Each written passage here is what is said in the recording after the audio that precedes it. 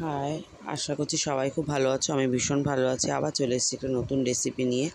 আজকে করব পটলের ভর্তা, মানে পটল বাটা বলতে পারো। এখানে দেখো কতগুলো পাকা শুকনো শুকনো পটল ছিল, ওইগুলোকে নিয়ে নিয়েছি।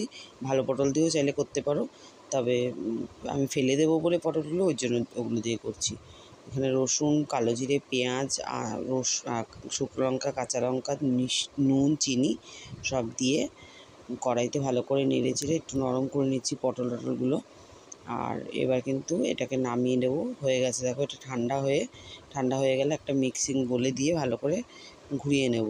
আর যারা হাতে বাটতে চাও হাতেও বাটতে পারো, আমার পক্ষে হাতে বাটা সম্ভব হচ্ছে না, হাতে ব্যথা বলে। এই দেখো মিক্সিং বোলে দিয়ে এবার একটু ভালো করে মিহি করে বেটে নেব, কারণ কি এটা একটু সময় লাগে বাটতে। আর এখানে দেখো কড়াইতে বেশ কিছুটা তেল দিয়ে দিয়েছি, আর এই যে ভর্তাটা কিন্তু বাটাও হয়ে গেছে। এবার দিয়ে দেবো তেলের মধ্যে এটা, আর দিয়ে কিন্তু বেশ ভালো করে একটা মানে কষতে হবে, যতক্ষণ না একদম গা মাখা মাখা একদম শুকনো হয়ে যাচ্ছে। কেন এটা নাহলে কাঁচা কাঁচা পটলের একটা গন্ধ ছাড়বে, তাহলে কিন্তু একটুও ভালো লাগবে না খেতে। দেখো মোটামুটি আমার এটা কিন্তু রেডি। তো চলো আজকে ভিডিওটা এই অবধি, আবার নতুন একটা ভিডিও নিই। ততক্ষণের জন্য টাটা।